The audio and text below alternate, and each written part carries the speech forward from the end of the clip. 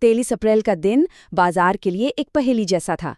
एक तरफ तो जबरदस्त बिकवाली का दबाव दिख रहा था, लेकिन दूसरी ही तरफ कुछ स्टॉक्स थे जो मानो आसमान छू रहे थे। तो ये ऐसा विरोधाभास क्यों था? चलिए आज इसी दिलचस्प दिन की एक एक परत को खोलकर देखते हैं। तो देखिए, दिन की सबसे बड़ी पहेली तो यही थी। एक तरफ मेन मार्केट यानी निफ्टी 50 करीब करीब 1% नीचे, और ठीक उसी वक्त एक अकेला सेक्टर निफ्टी फार्मा 2% ऊपर। अब ये कोई मामूली बात तो है नहीं, है ना? तो आज हम इसी के पीछे की पूरी कहानी को समझने की कोशिश करेंगे। चलिए शुरुआत करते हैं दलाल स्ट्रीट के बड़े आंकड़ों से। ये हमें बताएंगे कि उस दिन पूरे भारतीय बाजार में इतनी सावधानी, इतना सतर्कता वाला माहौल क्यों बना हुआ था। ये आंकड़े बिल्कुल साफ साफ दिखा रहे हैं कि बिकवाली का दबाव हर तरफ था। निफ्टी 50, सेंसेक्स और खास तौर पर निफ्टी बैंक जैसे बड़े इंडेक्स सबके सब लाल निशान में बंद हुए। असल में बैंकिंग सेक्टर में तो उस दिन सबसे ज्यादा गिरावट देखने को मिली थी।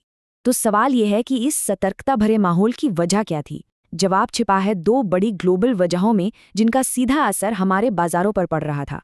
पहली और सबसे बड़ी वजह थी कच्चे तेल की बढ़ती कीमतें। ब्रेंट क्रूड का भाव लगभग $103.80 प्रति बैरल पर पहुंच गया था, और जब भी तेल महंगा होता है, महंगाई बढ़ने की चिंता तेजी से बढ़ जाती है, जो बाजार के लिए कभी भी अच्छी खबर नहीं होती। और दूसरी वजह थी जियोपॉलिटिकल टेंशन। मतलब मिडिल ईस्ट में शांति को लेकर जो थोड़ी बहुत उम्मीदें जगी थीं, वो भी अब कम होने लगी थीं। इससे बाजार में एक अनिश्चितता, एक बेचैनी का माहौल और भी गहरा गया। और ये बात उस दिन के माहौल को एकदम सही तरीके से बयां करती है। इन ग्लोबल मुश्किलों के चलते निवेशक साफ तौर पर कोई बड़ा रिस्क लेने के मूड में नहीं थे, वो बस सेफ खेलना चाहते थे। लेकिन कहानी में असली ट्विस्ट तो अब आता है, जहां एक तरफ ज्यादातर लोग अपने शेयर बेच रहे थे, वहीं एक ऐसा खास सेक्टर था जिसमें लोग जमकर पैसा लगा रहे हैं। इसे कहते हैं डिफेंसिव प्ले। ये एक ऐसी स्ट्रेटजी है जहां निवेशक उन इंडस्ट्रीज में सेफ्टी ढूंढते हैं जिन पर आर्थिक मंदी का असर कम होता है, और फार्मा सेक्टर इसका सबसे अच्छा उदाहरण है। सोचिए, अर्थव्यवस्था चाहे जैसी भी हो, लोगों को दवाओं की जरूरत तो हमेशा ही रहती है ना। अब जरा इस फर्क को देखिए। एक तरफ डॉक्टर रेड्डीज और सिप्ला जैसी बड़ी फार्मा कंपनियां लगभग 9 और 6% तक चढ़ गईं, और दूसरी तरफ पूरा मार्केट नीचे था। इससे साफ पता चलता है कि मुश्किल वक्त में पैसा कहाँ जा रहा था। चलिए अब कहानी में थोड़ा और अंदर चलते हैं, क्योंकि सिर्फ सेक्टर्स की बात नहीं थी। अलग अलग कंपनियों की अपनी अपनी अनोखी कहानियां थीं, जो बाजार के इस विरोधाभास को और भी दिलचस्प बना रही थीं।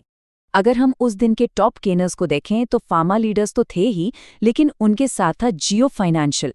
ये स्टॉक इसलिए भागा क्योंकि बीमा सेक्टर में उतरने के लिए एक बहुत बड़ी पार्टनरशिप की खबर आई थी, और इंश्योरेंस, जैसा हम जानते हैं, एक बहुत बड़ा और तेजी से बढ़ने वाला बाजार है। और इसके ठीक उलट रिटेल कंपनी ट्रेंड के स्टॉक में भारी गिरावट आई। क्यों? क्योंकि डर था कि मिडिल ईस्ट में जो टेंशन चल रही है, उससे कंपनी की सप्लाई चेन और डिमांड दोनों पर बुरा असर पड़ सकता है। और फिर आता है डेल्टा कॉर्प का, मतलब बड़ा ही मजेदार केस। जरा सोचिए, कंपनी का सालाना प्रॉफिट 90% नीचे गया, और स्टॉक 20% ऊपर भाग गया। अब सवाल है, ऐसा कैसे हुआ? हुआ यूं कि मार्केट ने पूरे साल के खराब नतीजों को देखा ही नहीं, उसे नजरअंदाज कर दिया। उनका सारा ध्यान था हाल के तिमाही नतीजों पर, जो बेहतर थे। इससे पता चलता है कि कभी-कभी बाजार में लॉन्ग टर्म से ज्यादा शॉर्ट टर्म की अच्छी खबरें असर कर जाती हैं।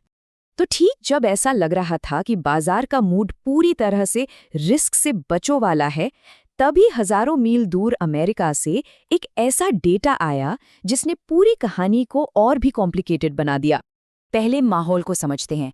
एक दिन पहले यानी 22 अप्रैल को अमेरिकी टेक स्टॉक्स में जबरदस्त तेजी थी। वजह थी अल्फाबेट जैसी कंपनियों से आई अच्छी खबरें।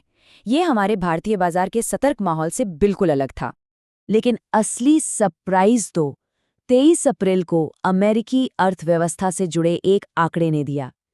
एक ऐसा डेटा पॉइंट जिसने सच में सबको चौंका दिया। और वो चौंकाने वाला आंकड़ा था ये।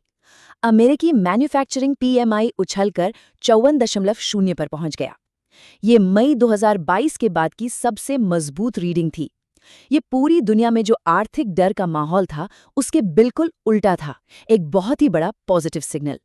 तो इतने सारे उलझे हुए, एक दूसरे से बिल्कुल अलग सिग्नल वाले दिन से आखिर में क्या समझना चाहिए? क्या नतीजा निकालना चाहिए? देखिए, सबसे अहम बात तो ये है कि बाजार कभी भी एक सीधी लाइन में नहीं चलता। एक ही वक्त पर मार्केट में कई अलग-अलग कहानियां चल रही होती हैं।